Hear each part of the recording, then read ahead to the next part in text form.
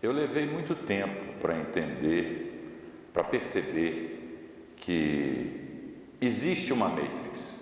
Talvez não aquela do filme, alguma coisa centralizada, articulada por máquinas ou por seres não humanos. Mas existe uma Matrix que se replica em virtude dos nossos comportamentos humanos, e se replica socialmente. E foi observando como é que as pessoas em estruturas hierárquicas, em campos que eu acho que foram deformados pela hierarquia, como é que as pessoas se comportam como rebanho, como é que elas fazem sempre as mesmas coisas, e isso não podia ser explicado na minha cabeça por uma hipótese conspiratória, não é? De que alguém estaria nos dirigindo em alguma outra dimensão.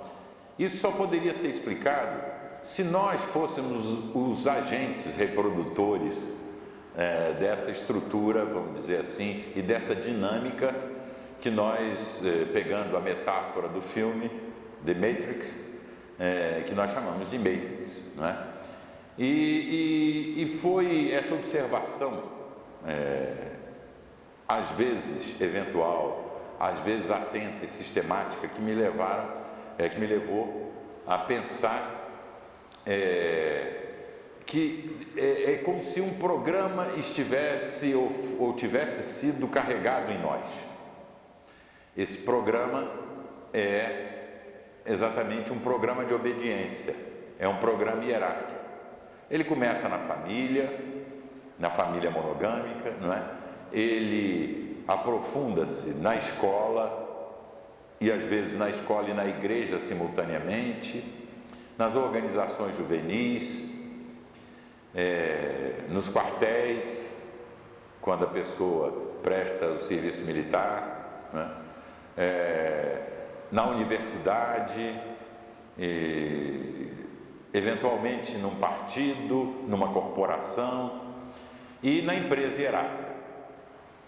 Depois de uns 8 a 10 mil dias de impregnação ideológica, né, de inculcação de um determinado padrão de comportamento, quando a pessoa chega no local de trabalho, ela já é um agente reprodutor da Matrix, ela já é um agente que vai fazer o programa continuar rodando, né?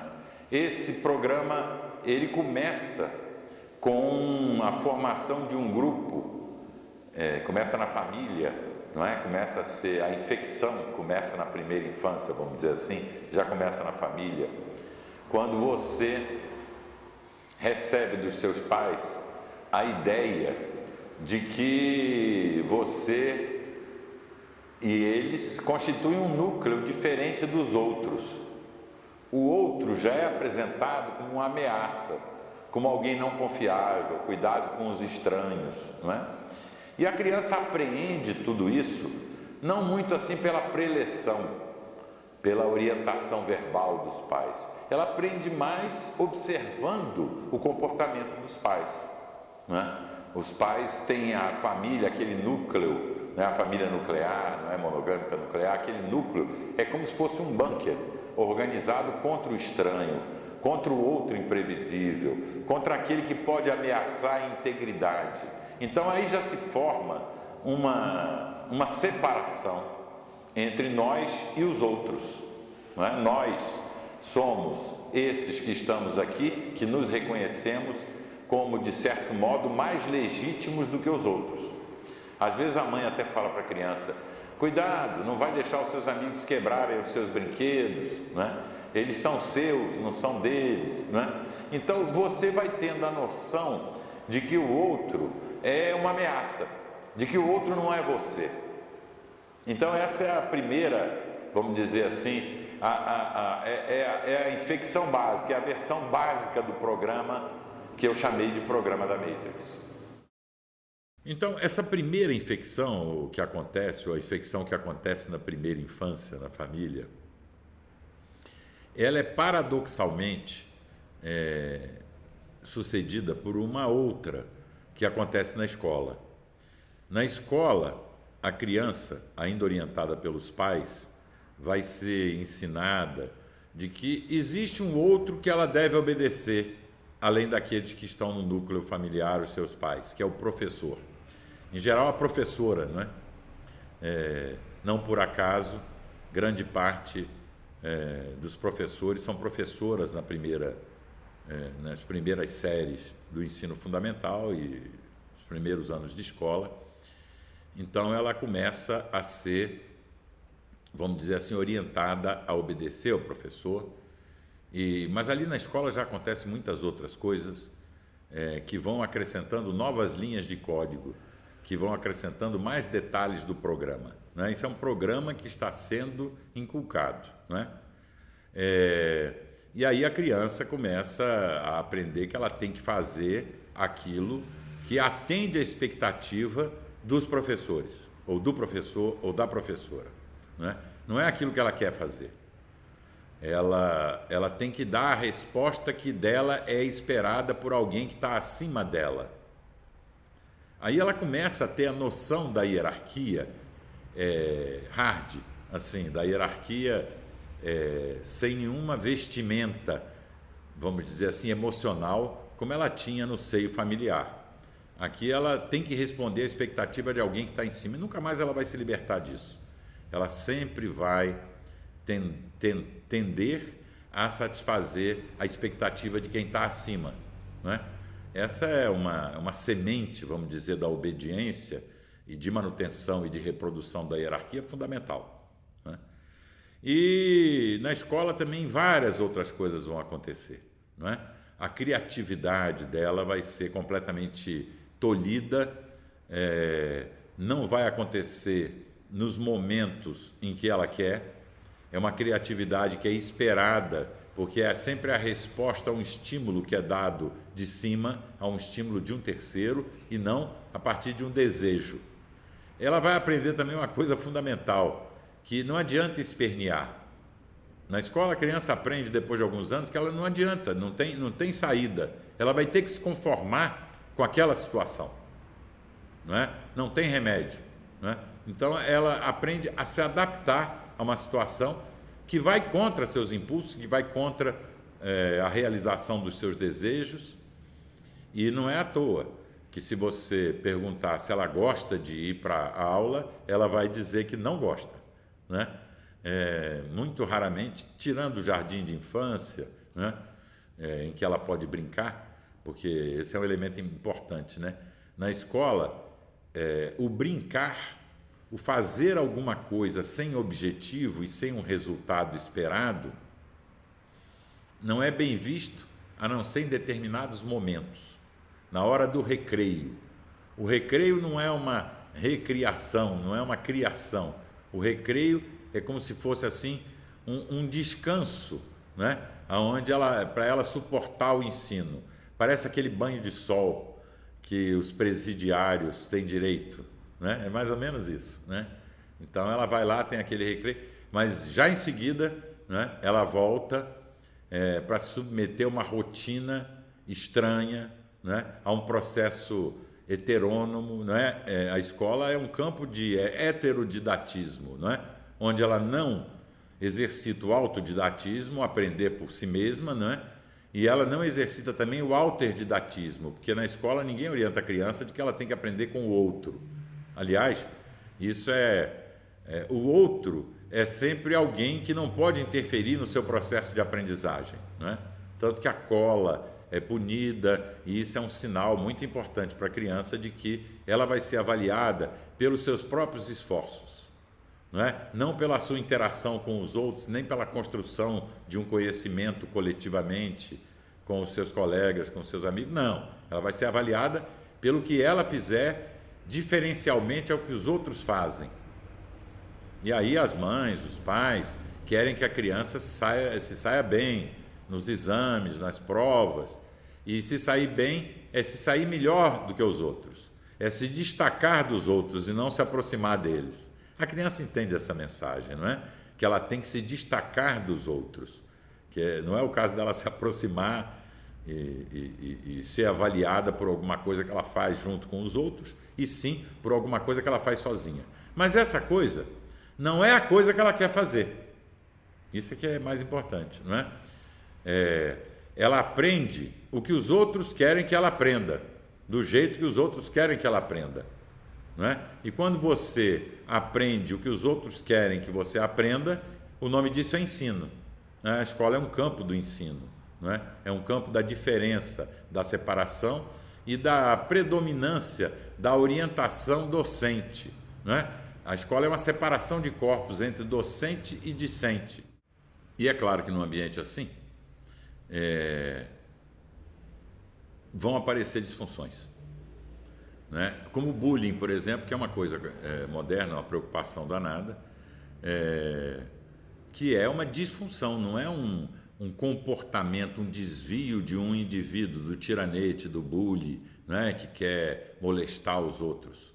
O bullying é uma doença do ambiente, né? O ambiente escolar leva ao bullying, o ambiente heterodidata leva ao bullying. O ambiente hierárquico, não é? Como nós vamos ver, examinando outras instituições hierárquicas, leva ao bullying.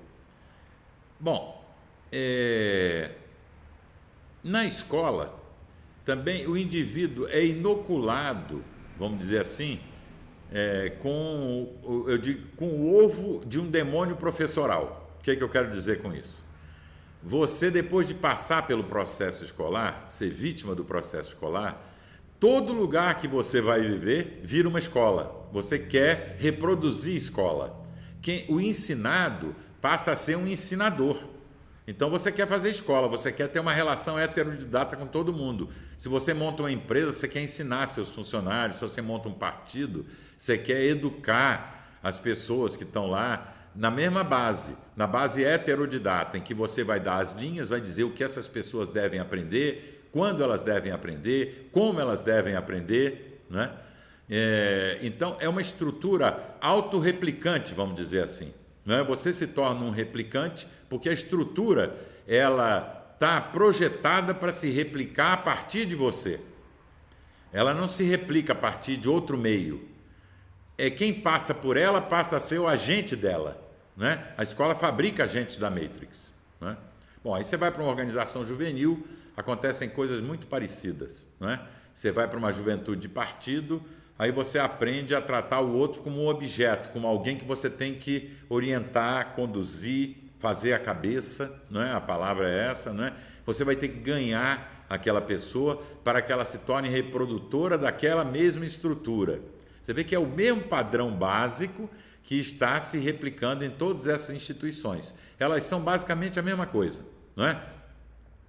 Assim como a família nuclear era uma proteção contra o mundo exterior em termos genéricos, a escola vai ser uma proteção contra a experiência da livre aprendizagem. O que quer dizer que a livre aprendizagem passa a ser alguma coisa subversiva. Você deve aprender aquilo que será útil para você, porque a sociedade acha que aquilo é o que será útil para ela. Aquele tipo de sociedade hierárquica precisa da escola como uma fazenda coletiva, né? Aí, novamente, nós evocamos a metáfora da Matrix, né? Aquelas fazendas coletivas, né? Na escola você vai ser educado para quê? Para reproduzir determinadas funções que garantem a reprodução daquele tipo de sociedade. E a reprodução da própria escola em todas as instituições que você entra. O mesmo acontece nas organizações juvenis. Eu estou tentando contar como é que isso vai ao longo do tempo, ao longo desses 8 a 10 mil dias de inoculação do programa ou de infecção, você vai recebendo os parâmetros de comportamento que fazem de você um agente da Matrix, né? Aí você, em alguns países em que há serviço militar obrigatório, às vezes só para homem, às vezes para homem e para mulher, né? Você vai entrar em contato com a hierarquia no seu estado puro quando você entra no quartel, né? Aí a hierarquia na sua versão hard, na sua versão bruta e na sua versão boçal, não é? Porque tudo aquilo é boçal, né? Você vai aprender que o superior não erra nunca, a não ser por culpa única e exclusiva do subordinado, e uma série de pequenos lemas que tem o objetivo de dizer que o fundamental ali é aprender a obedecer. Há até um dístico militar muito interessante que diz: só pode mandar quem aprendeu a obedecer. E que revela exatamente isso, não é? De que a obediência, mandar e obedecer, que são as funções verticais básicas da hierarquia, fazem parte do mesmo complexo, não é? Aprender a mandar é aprender a obedecer, não é? E quem manda sempre obedece a alguém. Essa é a essência, não é? Da dinâmica hierárquica, não é? E também você vai aprender algumas coisas que são perversões importantes. Uma delas é que o estado natural do mundo é a guerra. Há uma guerra universal e permanentemente presente. E você tem que estar preparado para ela. Nos muros dos quartéis está escrito assim: si vis pacem para bellum. Se você quer a paz, se prepara para a guerra. Você tem que se preparar para a guerra. Então, a vida é uma guerra permanentemente presente. E você tem que se preparar para a guerra. Quer dizer, o que significa se preparar para a guerra? Se preparar para a guerra significa que o outro não é um potencial aliado, não é um potencial parceiro. Ele é um possível ou provável até inimigo.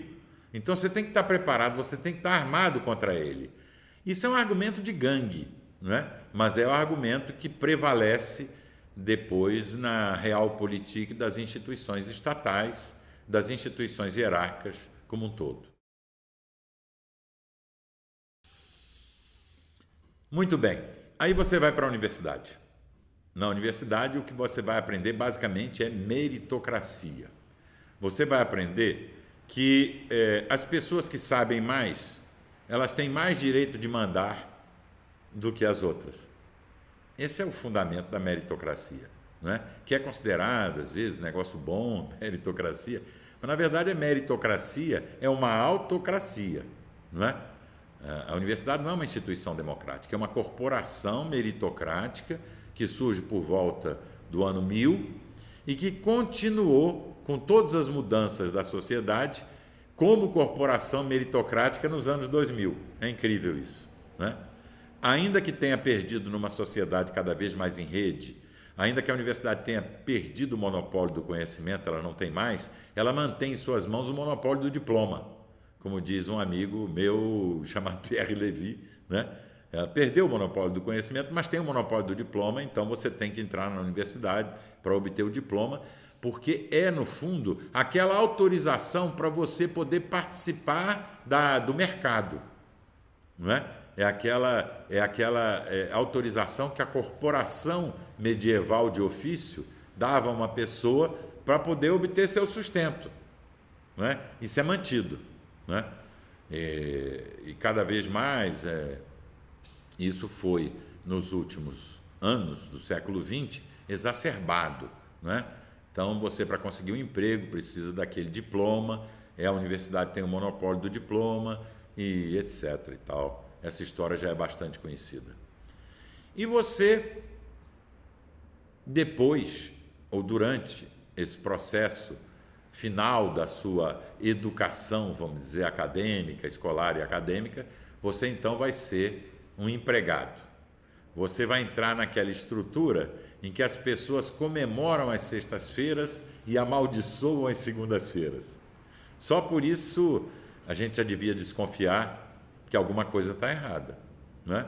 Você tem que vender 70% do seu tempo para viver a vida que você quer durante os 30% restantes, o sábado e o domingo, ou às vezes só o domingo, às vezes menos até, né? E você acha que isso é normal, é um pedágio que você está pagando, não é? Para poder fazer o que você quer, encontrar os seus amigos, ir no futebol, tomar uma cerveja, ir numa festa, fazer uma viagem. Isso é no tempo que sobra, porque durante o outro tempo você está lá obedecendo às ordens de alguém. Essa estrutura que prevalece, essa dinâmica que prevalece no local de trabalho, Elas são estruturas feitas para proteger você da experiência de empreender. A empresa é uma estrutura que diz para você: você não precisa empreender, deixa que eu empreendo por você. Eu que sou o dono da empresa, o responsável pela empresa. Você não precisa inventar, deixa que eu invento por você e você vai trabalhar para mim, né? É uma estrutura que diminui as suas potencialidades, evidentemente, humanas e sociais, né? Na empresa, você vai se adequar às ordens de um superior e isso vai ficar muito claro para você, porque se você tiver um comportamento desviante, você vai ser considerado uma pessoa que não está adequada para cumprir determinada função, que é a função que exigem de você, né? Quando você não percebe isso, quando você entra na empresa e acha que conseguiu um bom lugar, um bom cargo, né? Aí você está preparado. É o sinal de que você está adequado. É um sinal de que você está respondendo positivamente a todas aquelas coisas que o programa que foi implantado em você queria que você conseguisse, que você fizesse, que você desempenhasse, né? Então, esse é um processo que dura de 8.000 a 10.000 dias, né? Desde que você nasce na família monogâmica, que é um processo perverso de despersonalização. Você se torna mais um nessas estruturas, né? Você, nessas estruturas, você não é um operador das máquinas onde você vive. Você é uma peça da máquina, né? Isso aqui é mais interessante. Você podia ser um operador dessas. Não, você é uma peça. E todos aqueles que mandam em você, eles também são peças da máquina, né? Você reproduz sem sentir um determinado comportamento que, por sua vez, quando você tiver uma empresa, quando você tiver fundar uma escola, quando você fundar um partido, quando você organizar uma corporação, ou quando você constituir uma família, você vai reproduzir exatamente aquilo, tudo aquilo por que você passou, pelo qual você passou, todos aqueles caminhos, todas aquelas respostas. E você então vai continuar reproduzindo esse mundo. Essa estrutura que faz isso e que é a mesma em todas essas instituições, ela é a hierarquia. Por isso nós dizemos que a hierarquia é a matrix realmente existente. Agora aí tem uma coisa surpreendente. A hierarquia não é o poder máximo, é o poder da intermediação. A hierarquia não é a estrutura centralizada. Numa estrutura 100% centralizada não existe hierarquia. A palavra hierarquia, que é hieros mais arquê, é um poder, é um princípio, no sentido de princípio organizativo, do hieros, do sacerdote, do intermediário. A hierarquia é uma coisa própria das estruturas, das topologias descentralizadas. É incrível, né? Então, a hierarquia, ela se manifesta assim mais cruamente no poder da gerência média. Ela é a gerência média. Muitas vezes numa instituição, o chefe máximo da instituição, você não percebe na relação com ele esse caráter hierárquico que você percebe quando você entra em contato com a gerência média. É a gerência média que mata a criatividade. É a gerência média que diz não.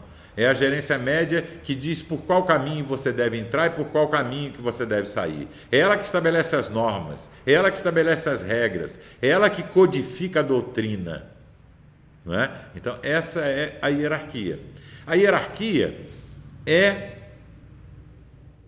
a matrix realmente existente. Ou seja, existe a matrix e ela se replica em todas as instituições hierárquicas, porque ela não é esta ou aquela organização, não é o resultado dessa ou aquela intenção malévola, ou malévola por consequência de um intuito benévolo. Não, ela é um padrão de organização, não é? Então, toda vez que esse padrão se constela, ele contamina tudo que está no seu entorno, ele deforma o campo, E ele não deforma o campo apenas para quem está dentro do campo. Ele deforma o campo para quem está na beira do campo. Então, por exemplo, uma empresa hierárquica, ela deforma o campo e ela altera o comportamento do fornecedor da empresa, não é só dos empregados. Ela altera o comportamento das pessoas que são clientes da empresa, que são consumidores dos produtos que ela fabrica. Ela altera o comportamento da comunidade onde a empresa está. Assim como o templo alterava o comportamento da cidade onde o templo foi erigido, né? Na sombra do templo, o que acontecia era algo muito parecido com o que acontece dentro do templo. Isso significa que isso é uma deformação nas fluições, é uma deformação no campo social, não é? Você vive num campo social deformado. E ele é deformado por quê? Ele é deformado pela hierarquia. E que deformação é essa? As direções deixam de ter as mesmas propriedades. Então, em geral, a direção vertical passa a ter propriedades. A hierarquia verticaliza o campo, não é? Então você fala assim, Deus, o cara olha para cima, não é? Que a direção vertical está privilegiada, não é? Olhar para cima, galgar posições, subir na carreira, tudo isso é melhor do que olhar para o lado. Se destacar de quem está junto com você, ou subir em relação a ele, é melhor do que se aproximar de quem está do seu lado. Isso claramente é uma anisotropia. A anisotropia é o quê? Você deixa de viver num cosmos social que é isotrópico, que mantém a mesma propriedade em todas as direções. A direção vertical é privilegiada. Isso você percebe entrando num templo, não é? Você percebe entrando numa instituição, não é? Os chefes estão acima. Quem está acima tem mais poder, Deus está em cima, o bom é se elevar. É incrível isso. Todas as correntes espirituais, não é? Ditas assim espirituais, há milênios, que ela acha que é melhor quando você se eleva. Se elevar é o quê? É subir. Tem uma ascensão, tem uma assunção, tem sempre alguma coisa em que você sai do plano em que você está para cima. Não é? Isso é uma anisotropia. Isso é a deformação causada pela hierarquia no campo social. Isso é uma coisa espiritual, não é uma coisa material. O poder hierárquico é um poder espiritual, ele não é um poder material. Outro dia estavam falando que noticiário estava reportando um caso que comoveu a Índia, que foi um estupro acompanhado de morte de uma mulher, né, por um bando de homens e tal. E muita gente perguntava, mas a Índia não é um país tão espiritualizado? Eu ia dizer, por isso mesmo. Porque a espiritualidade não significa que é melhor do ponto de vista do que nós chamamos, dessa qualidade da alma que nós chamamos de humanidade. Não, ela pode ser uma fuga da humanidade. Não é? Ela é um distanciamento da humanidade. Toda vez que você não quer ser homem, que você não quer ser mais humano, mas que você quer ser sobre-humano, entrar em contato com seres que estão acima do humano, você cria uma perversão, que é consequência dessa deformação no campo, dessa anisotropia, desse privilegiar a direção vertical. A coisa mais curiosa da Matrix é que nela você não é uma pessoa comum, no sentido de commons. Você é uma pessoa privada. A Matrix é uma fábrica de pessoas privadas. O que quer dizer isso? Você está pensando que você é um indivíduo e você está pensando em você. O outro não é parte de você. Os outros que vivem com você não são parte de você. Isso é um processo de despersonalização. Você deixa de ser pessoa, não é? Você passa a ser... É só observar uma fila, por exemplo, né? A pessoa numa fila do caixa do banco. O que acontece? Ela vai e fica lá esperando horas e o que está acontecendo e quando ela chega lá na boca do caixa, ela demora, porque ela diz, agora chegou a minha vez, então agora é a hora de eu tenho direito de demorar, não é? Ela está pensando nela, ela está sofrendo todas as coisas, que acontecem com ela, mas ela está pensando nela, ela nunca está pensando nos outros, não é? É um comportamento de pessoa privada, não de uma pessoa cujo relacionamento com as outras pessoas seja muito relevante. Ela está pensando em como é que ela vai ser mais um no meio de uma, vamos dizer assim, de uma selva. E é muito interessante como é que você vai perdendo a substância do relacionamento, não é? Você vai agindo não propriamente como quem aceita o outro, mas você vai agindo como quem tolera o outro, não é? E você foi ensinado que o fundamental é você se elevar, né? Você ser alguém diferente, você se destacar, você vencer na vida, não é? Você fazer sucesso. Então esses são os valores que você tem, não é? Como pessoa privada. Então você começa a ver os modelos que colocaram para você. O modelo do herói, o modelo do santo, não é? O santo é aquele que superou aquela condição humana, não é? Normal, comum. Ele é uma pessoa incomum. O herói é uma pessoa incomum, não é? Todos os modelos, não é? O muito rico, muito titulado, o famoso, ou quem tem muito poder, é sempre alguém incomum, não é alguém comum, né? E isso é muito interessante, porque se você for olhar bem do ponto de vista disso que nós chamamos de humanidade, da pessoa, não é? Quando você se afasta de alguém, você perde substância humana, você não ganha, não é? Por isso que o santo passa a ser uma fuga da condição humana. É alguém que quis fugir da interação humana. Você quer sair daquele rio da interação que estão as pessoas comuns. O comum é tratado pejorativamente, como o normal, não é? Passa a ser algo banal, não é? Pejorativamente passa a ser algo banal. Então você quer sair daquela condição, não é? E você aprende, tudo que você aprende é que você é um indivíduo, não é? Mas o indivíduo é uma abstração. Você não poderia ser humano se fosse apenas um indivíduo da espécie Homo, não é? Um ser biológico. Você é humano porque você é um ser biológico social. É um ser biológico cultural. Você é um ser social, na verdade, não é? Você é resultado de uma construção. E você não chega a ser humano se você não for humanizado por outros seres humanos.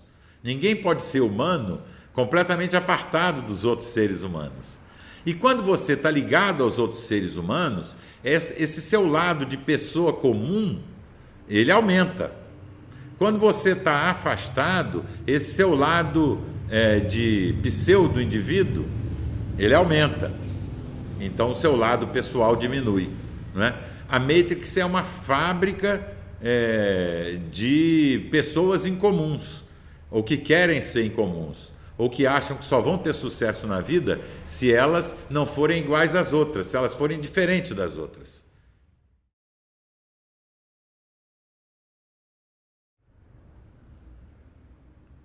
Na Matrix você é ensinado, orientado a ser uma pessoa incomum. Ser uma pessoa incomum significa que você deve superar a condição das outras pessoas que vivem com você. Como você tem que se destacar, como a medida do sucesso é subir na vida, isso significa se afastar da condição de vida das outras pessoas que são iguais a você, não é? Então você quer ter algum diferencial, você quer ser uma pessoa incomum. O caso do santo e o caso do herói, não é? São dois, vamos dizer assim, modelos que foram gerados por esse mesmo sistema, que foram gerados por essa mesma estrutura, que são consequências dessa mesma deformação no campo. Você vai ser um ser fugido da interação com os seus iguais, porque você não quer ser uma pessoa comum. Então você quer ser uma pessoa em comum. E o que você consegue com isso é ser uma pessoa cada vez mais privada, ser uma pessoa cada vez mais fechada à interação com o outro imprevisível. Então você quer ser importante. Então você não dá o seu telefone celular para todo mundo. Você esconde o seu e-mail. Para falar com você, tem que falar com outras pessoas, com o secretário, com o assessor, não é? Para entrar no prédio onde você está, tem que passar por várias barreiras, por vários filtros. Por quê? Porque você não é uma pessoa comum. Você não está aberto à interação. Você quer estar protegido dos paparazzi do relacionamento, não é? Aqueles que podem lhe importunar, aqueles caras que não são caras notáveis, porque você quer ser notável, você quer ser famoso, você quer ter dinheiro, você quer ter poder, você quer ter muito conhecimento atestado por títulos, porque tudo isso faz parte, são símbolos distintivos da sua condição de incomum, da sua condição de pessoa privada. Então, por isso se diz que a Matrix, ela é uma fábrica de pessoas incomuns, ela é uma fábrica de pessoas privadas, não é? Ela não é uma fábrica de humanidade, vamos dizer assim, né? Que é essa qualidade que nos identifica com aquelas outras pessoas que constrói a nossa pessoa, não é? Então você perde a noção da pessoa humana, que não é o indivíduo, a pessoa humana é um emaranhado, é a história das suas relações, é o conjunto onde você está. Você, pessoa, é um entroncamento de fluxos. Você, ao mesmo tempo, é unique, porque a apreensão de tudo isso em você, e a realização em você, e a manifestação em você é única, mas, ao mesmo tempo, você é a resultante dessa constelação, não é? De conexões que liga você às outras pessoas. Não é? Você perde essa dimensão completamente, não é? Que é a dimensão propriamente dita do ser humano.